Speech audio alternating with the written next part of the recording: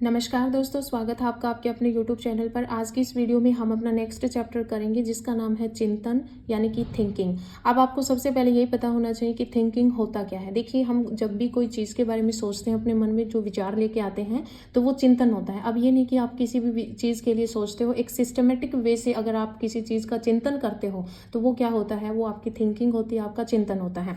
एक बार यहाँ पर सीधा क्वेश्चन आया था कि चिंतन क्या है या चिंतन कैसी प्रक्रिया है। तो चिंतन आपकी भावात्मक प्रक्रिया है या चिंतन आपका ज्ञानात्मक प्रक्रिया है, चिंतन आपका बोधात्मक प्रक्रिया है। ठीक है, इस टाइप से जो है वो क्वेश्चन पूछा गया था कि चिंतन क्या है। तो आपको यहाँ पर पता होना चाहिए कि जो चिंतन होता है वो आपके मानसिक प्रक्रिया जो होती है उससे रिलेट होता है। ठीक है, जो मानसिक क्रियाएं होती है उससे आपका जो चिंतन होता है वो रिलेट होता है या उसका उसके साथ संबंध होता है। तो आप हमेशा ध्यान रखें कि जो आपका चिंतन होता है वो आपकी एक ज्ञानात्मक प्रक्रिया है। ठीक है, कई बार यहाँ पर ज्ञानात्मक की जगह पर जो है वो संज्ञानात्मक का भी यूज कर लिया जाता है, क्योंकि दिमाग से रिलेटेड जो भी क्रिया होती है वो संज्ञानात्मक के अंतर्गत आती है।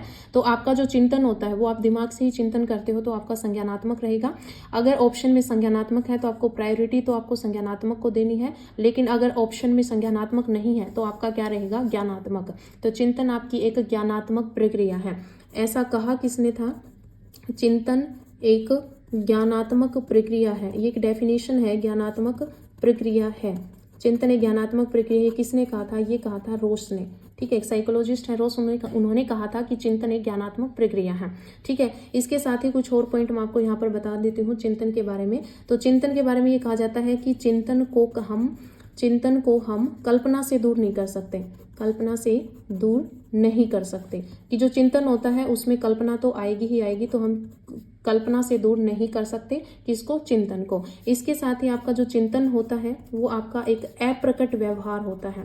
अप्रकट जो व्यवहार होता है वो आपका क्या होता है, चिंतन होता है। ये सीधी लाइन पूछी गई है कि चिंतन कैसा व्यवहार होता है, प्रकट होता है, अप्रकट होता है। ठीक है, तो इस टाइप से आपसे क्वेश्चन पूछे जाते हैं। तो चिंतन आपका एक अप्रकट व्यवहार होता है।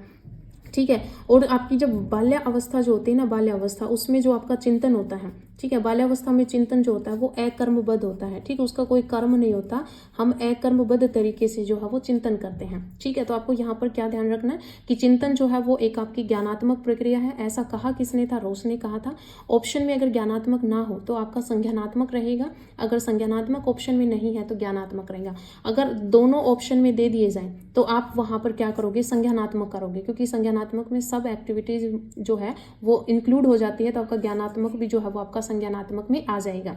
ठीक है, तो चिंतन एक ज्ञानात्मक प्रक्रिया है। चिंतन को हम कल्पना से दूर नहीं कर सकते। चिंतन अप्रकट व्यवहार है, और जो बाल्यावस्था होती है उसमें चिंतन जो होता है वो अकर्मबद्ध तरीके से होता है। ठीक है, अब आपको यहाँ पर टूल्स याद रखने हैं, टूल्स ऑफ थिंकिंग। ठीक है, कुछ टूल्स हैं, कुछ साधन हैं, टूल्स ऑफ थिंकिंग। हिंदी में आप लिखोगे चिंतन के साधन। ठीक है, तो चिंतन के कुछ साधन हैं, तो वो देखिए चिंतन के क्या क्या साधन हैं।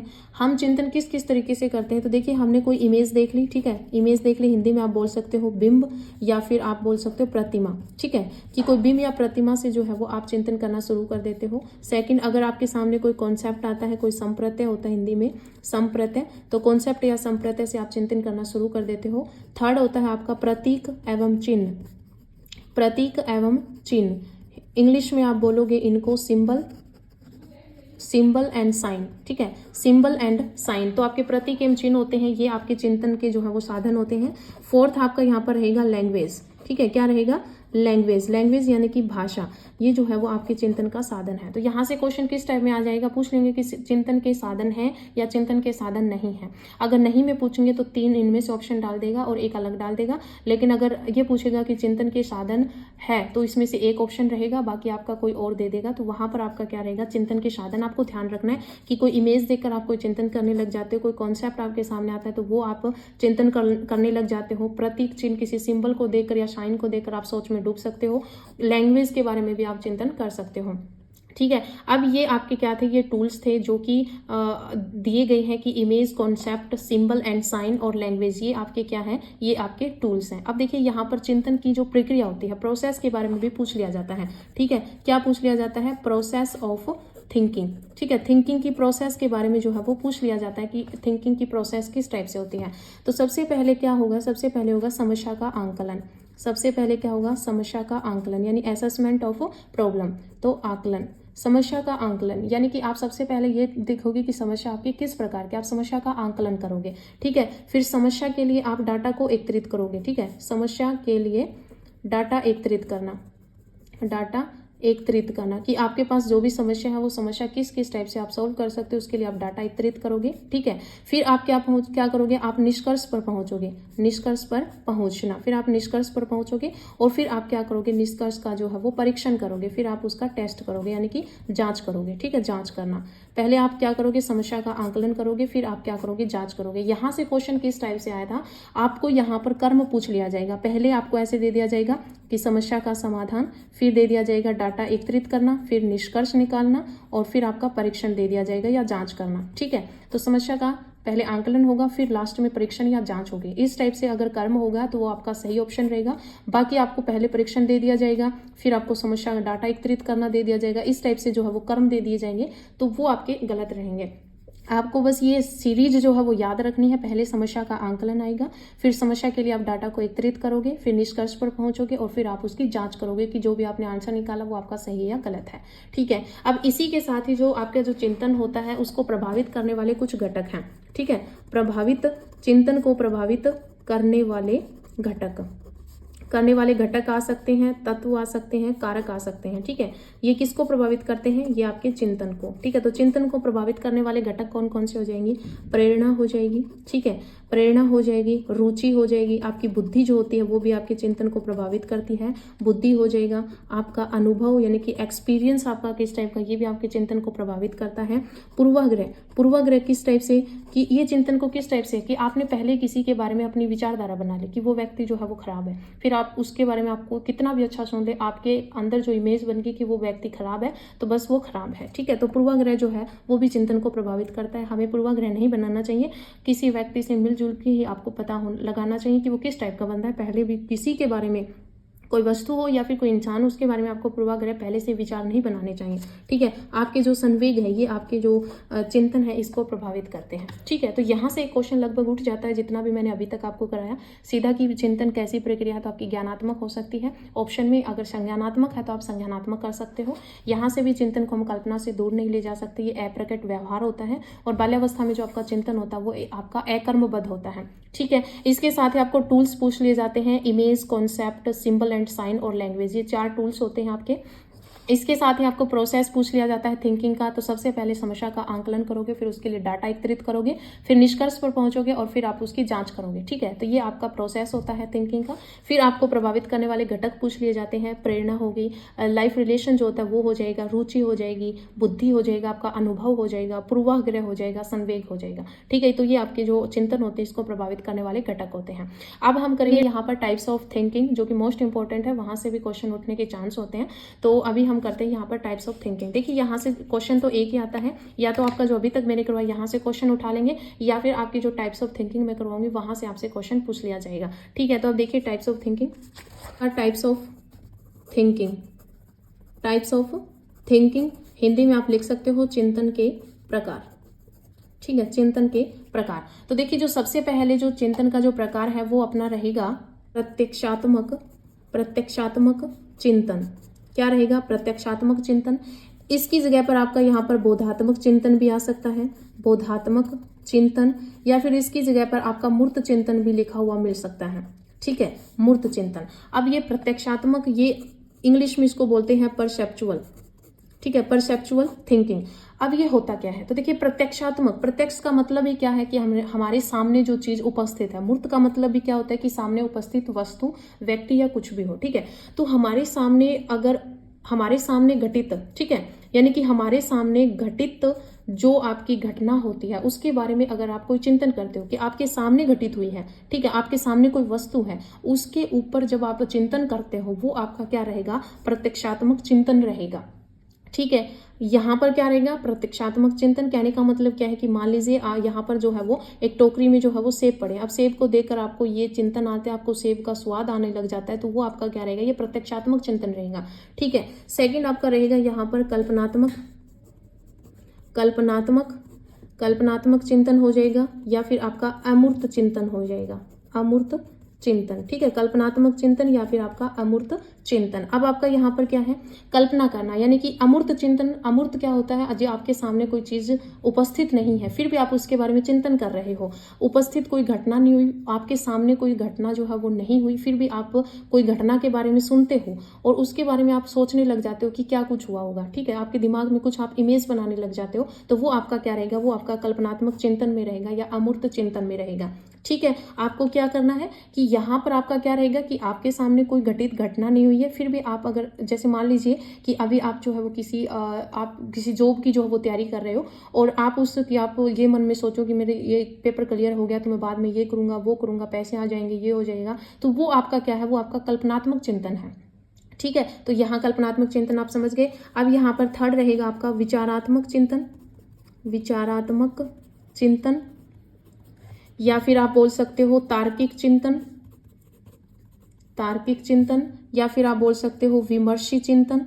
विमर्शी चिंतन, और या फिर हम इसको यथार्थवादी चिंतन भी कह देते हैं। यथार्थवादी चिंतन जो कि रियलिस्टिक होता है। ठीक है, अब विचारात्मक चिंतन जो होता है ये आपकी चिंतन का उच्चतम स्तर होता है। क्या होता है, ये उच्चतम है ये। ठीक है, चिंतन उच्चतम स्तर का है, यहाँ पर सबसे बढ़िया इसी को माना जाता है विचारात्मक चिंतन। जो कि आप विचारात्मक क्या होता है, तार्किक क्या होता है कि किसी चीज को आप तर्क वितर्क करके उस पर आप चिंतन करते हो, और ये जो होता है ये आप लंबे समय तक आपको याद रहता है। ठीक है, लंबे समय तक क्या रहता है, याद रहता है, आप इसको भूल नहीं पाते। तो आपका ये रियलिस्टिक आपकी थिंकिंग होती है। विचारात्मक आपका चिंतन होता है, लॉजिकल यानी तार्किक होता है, विमर्शी चिंतन होता है, आप तर्क वितर्क करते हो, आप विमर्श करते हो। तो इस टाइप का जो चिंतन रहेगा वो क्या रहेगा, आपका विचारात्मक चिंतन रहेगा। जैसे कि आपको क्लास में किसी टॉपिक पर बहस करने के लिए कह दिया गया, ठीक है, या फिर आप क्लास में किसी टॉपिक पर जो है वो विमर्श करते हो एक दूसरे के साथ, तो वो वहाँ क्या रहेगा, वहां पर आपका विचारात्मक चिंतन रहेगा या यथार्थवादी चिंतन रहेगा या फिर आपका तार्किक चिंतन रहेगा। ठीक है, अब फोर्थ रहेगा आपका सहचार्य चिंतन। सहचार्य चिंतन या फिर हम बोल देते हैं अनिर्देशित चिंतन। अनिर्देशित चिंतन। अब देखिए अनिर्देशित चिंतन में क्या होता है, इसमें जो है वो आप इस टाइप के सपने देखते हो कि मान लीजिए कि जो कि संभव ही नहीं है। ठीक है, इस टाइप के आप सपने लेते हो, इस टाइप की कल्पना करते हो जो कि संभव ही नहीं है। संभव ही नहीं है। जैसे कि मान लीजिए कोई बच्चा सोचता है कि मेरे पंख आ जाएं। ठीक है, कोई बच्चा सोचता है कि मेरे पंख आ जाए और मैं हवा में उड़ रहा हूँ। इस टाइप की, ये संभव नहीं है कि बच्चे के पंख आ जाएं, लेकिन वो फिर भी इस टाइप का जो है वो चिंतन करता है। तो ये आपका होता है अनिर्देशित चिंतन। इसको जो है वो अनगाइडेड भी बोलते हैं, एसोसिएटिव भी बोलते हैं। ठीक है, एसोसिएटिव थिंकिंग या अनगाइडेड थिंकिंग भी हम बोलते हैं। तो ये संभव नहीं होता, फिर भी बच्चा सोचता है कि मेरे पंख आ जाए तो मैं हवा में उड़ूंगा, ये वो। ठीक है, तो इस टाइप का चिंतन होता है। अब फिफ्थ नंबर पर जो चिंतन होता है वो आपका होता है आलोचनात्मक चिंतन। आलोचनात्मक चिंतन, इंग्लिश में आप बोलोगे इसका क्रिटिकल थिंकिंग। ठीक है, क्रिटिकल थिंकिंग। अब आलोचनात्मक चिंतन, अब ये जरूरी नहीं है कि आलोचना जो होती है वो सिर्फ नेगेटिव वे में हो, पॉजिटिव वे में भी हम जो है वो आलोचना कर सकते हैं। जैसे किसी व्यक्ति की नेगेटिव वे में ही हम जो है वो उसकी आलोचना नहीं करते, हम पॉजिटिव वे में, जैसे कि कोई व्यक्ति बुरा है, ठीक है, तो उसकी बुराई पर ही हम आलोचना नहीं करते। अगर उसके गुण भी है, अगर उसमें कुछ अच्छाई भी तो है, उस पर भी हम जो है वो अपने जो विचार हैं वो प्रकट कर सकते हैं, उनकी आलोचना कर सकते हैं। ठीक है, तो इसका मतलब ये है कि किसी चीज पर या किसी वस्तु का, ठीक है, किसी चीज, वस्तु या घटना, ठीक है, कुछ भी हो सकता है, कोई व्यक्ति भी हो सकता है, उसके गुण दोष को अगर हम निकाल रहे हैं, गुण भी निकाल रहे हैं या दोष पर भी चर्चा कर रहे हैं, तो वो आपका आलोचनात्मक चिंतन रहेगा, यानी कि क्रिटिकल थिंकिंग रहेगी। ठीक है, इसके बाद जो आपकी मोस्ट इंपॉर्टेंट है यहाँ पर 6th नंबर पर आपका रहेगा अपसारी चिंतन। क्या रहेगा, अपसारी चिंतन। ये इंपॉर्टेंट है। अपसारी चिंतन जो होता है इसको इंग्लिश में बोलते हैं डाइवर्जेंट थिंकिंग। क्या बोलते हैं, डाइवर्जेंट थिंकिंग। डाइवर्जेंट थिंकिंग, और इसको जो है वो आगमनात्मक भी बोलते हैं। आगमनात्मक चिंतन भी इसको बोलते हैं। इसको आपकी जो अपसारी चिंतन होते हैं, इंग्लिश में इसको डाइवर्जेंट थिंकिंग बोलते हैं, और हिंदी में इसको जो है वो अपसारी चिंतन और आगमनात्मक चिंतन भी हम इसको बोल देते हैं। और जो आपके गिलफोर्ड है, क्या है, गिलफोर्ड एक साइकोलॉजिस्ट है, उन्होंने इसको पार्श्विक, ठीक है, पार्श्विक चिंतन भी इसको नाम दिया है। ठीक है, अब इसमें क्या होता है कि इसमें कोई एक चीज है, उसके सामने हम एक से अधिक तरीके के बारे में सोचते हैं। ठीक है, मान लीजिए जैसे ये पेन है, इस पेन का हम किस किस तरीके से यूज कर सकते हैं, इस तरह से सोचना जो है वो आपका अपसारी चिंतन में आता है। और जो अपसारी चिंतन होता है, ये जो क्रिएटिव बंदा जो होता है, जो क्रिएटिव बच्चा होता है, उसके अंदर जो है वो आपका अपसारी चिंतन होता है। ये कई बार क्वेश्चन पूछा गया है कि जो क्रिएटिव बच्चा होता है उसमें किस टाइप का चिंतन होता है, तो उसमें अपसारी चिंतन होता है। ठीक है। और ये इसको जो है वो बहुविध भी कहा जाता है, ये आपको नाम याद रखने सारे। बहुविध चिंतन भी जो है वो इसी को कहा जाता है, किसको? अपसारी चिंतन को। अपसारी चिंतन डाइवर्जेंट थिंकिंग, आगमनात्मक चिंतन यानी कि इंडक्टिव रीजनिंग या इंडक्टिव थिंकिंग, और बहुविध चिंतन, और गिलफोर्ड ने इसको पार्श्विक चिंतन बोला है। ठीक है, इसमें यही होता है कि जो प्रतिभाशाली बच्चे होते हैं उनमें भी ये चिंतन होता है, और जो क्रिएटिव बच्चे होते हैं, क्योंकि जो प्रतिभाशाली होते हैं वो क्रिएटिव भी होते हैं, तो जो क्रिएटिव बच्चे होते हैं वो क्या होते हैं, उनमें अपसारी चिंतन होता है। ठीक है, इसके बाद में जो अपना लास्ट जो है वो है अपना 7th नंबर का अभिसारी चिंतन। तो देखिए अभी अपना लास्ट है यहाँ पर अभिसारी चिंतन। अभिसारी चिंतन, जो अभिसारी चिंतन है इसको इंग्लिश में बोलते हैं कन्वर्जेंट थिंकिंग। ठीक है, क्या होता है? Convergent thinking. और इसको साथ में ही हम जो है वो इसको बोल देते हैं निगमनात्मक थिंकिंग। इंग्लिश में बोलते हैं डिडक्टिव। ठीक है, अब ये क्या होता है, जो अभिसारी चिंतन जो होता है बच्चों में, ये होता है कि आप आंकड़ों से संबंधित होता है। ठीक है, आपका जो डाटा है उससे संबंधित होता है, आंकड़ों से संबंधित होता है। ठीक है, जो मैथ की जो प्रवृत्ति होती है ना, मैथ होता है वो आपका डिडक्टिव पर ही आधारित होता है, क्योंकि मैथ में जो है वो एक स्टिक आंसर होता है आपका, तो आंकड़ों से संबंधित होता है, तो आपका अभिसारी चिंतन होता है। और जो आपकी अभिसारी चिंतन जो होता है, ये आपकी जो बुद्धि होती है ना, बुद्धि होती है, उसमें आपका अभिसारी चिंतन होता है। ये क्वेश्चन भी कई बार पूछा गया है कि बुद्धि में किस टाइप का चिंतन होता है, तो जो बुद्धि होती है उसमें आपका अभिसारी चिंतन होता है। ठीक है, तो अभिसारी चिंतन क्या होता है? अभिसारी चिंतन होता है कि ये जो होता है वो तथ्यों और आंकड़ों से संबंधित होता है, और ये जो चिंतन होता है हमेशा शुद्धता की ओर, यानी कि शुद्धता, क्योंकि मैथ में भी सीधा एक ही आंसर आता है, स्टिक आंसर आता है, तो ये शुद्धता की ओर जो है वो लेके जाता है। और बुद्धि जो होती है उसमें आपका अभिसारी चिंतन होता है। डिडक्टिव रीजनिंग या डिडक्टिव थिंकिंग हम इसको बोलते हैं। अभिसारी चिंतन कन्वर्जेंट थिंकिंग होती है, और ये आंकड़ों से संबंधित होती है, क्योंकि इसमें स्टिक या शुद्धता की ओर जो है वो आंसर आता है, तो ये आपका अभिसारी चिंतन हो गया, यानी कि अभिसारी चिंतन जो है वो बुद्धि में भी पाया जाता है। ठीक है, अब यहाँ से तो आपके जो चिंतन के जो प्रकार है वो आपके कंप्लीट हो जाते हैं। ठीक है, और यहीं से जो है वो एक क्वेश्चन लगभग पूछा जाता है। लास्ट में जो मैंने आपको अपसारी और अभिसारी चिंतन कराया, मोस्ट इंपॉर्टेंट है, यहीं से क्वेश्चन आता है जब भी आता है। और अभी जो है यहाँ पर एक क्वेश्चन, जैसे मैंने आपको स्टार्टिंग में बताया कि चिंतन क्या है, तो चिंतन आपका ज्ञानात्मक हो सकता है और संज्ञानात्मक हो सकता है। ऑप्शन में कुछ भी हो, आप उनमें से एक कर देना। अगर संज्ञानात्मक और ज्ञानात्मक दोनों है तो आप संज्ञानात्मक करोगे। इसके साथ ही एक क्वेश्चन भी पूछा जाता है कि चिंतन एक मानसिक क्रिया है या ज्ञानात्मक प्रक्रिया है, ये आपके रोज ने कहा था। मानसिक क्रिया भी हो सकती है, ज्ञानात्मक प्रक्रिया, ये आपके रोज ने कहा था। और चिंतन करने के लिए सबसे जरूरी क्या है, यहाँ पर एक क्वेश्चन आया था कि चिंतन करने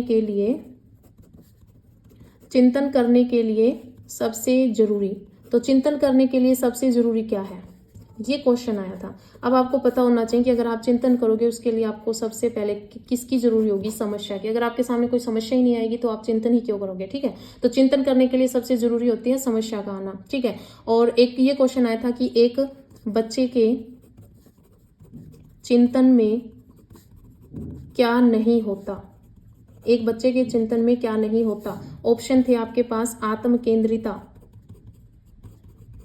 सेकंड था आपका सजीवता, थर्ड था आपके पास यथार्थ, और फोर्थ ऑप्शन दिया हुआ था व्यक्तिवाद। ठीक है, तो अब देखिए यहाँ पर आपको ध्यान रखना है कि जो एक बच्चा होता है जब वो चिंतन करता है तो उसके अंदर जो है वो व्यक्तिवाद नहीं होता। ठीक है, जो बच्चा चिंतन करता है उसमें क्या नहीं होता, व्यक्तिवाद नहीं होता। तो ये क्वेश्चन भी आपका पूछा गया है एचटेट में। तो एक बच्चे के चिंतन में क्या नहीं होता, व्यक्तिवाद नहीं होता। आत्म केंद्रिता भी होती है, सजीवता भी होती है, यथार्थ भी होता है। क्या नहीं होता, सिर्फ व्यक्तिवाद नहीं होता। ठीक है, यानी कि सिर्फ अपने बारे में नहीं सोचता, यानी कि व्यक्तिवाद जो है वो नहीं होता।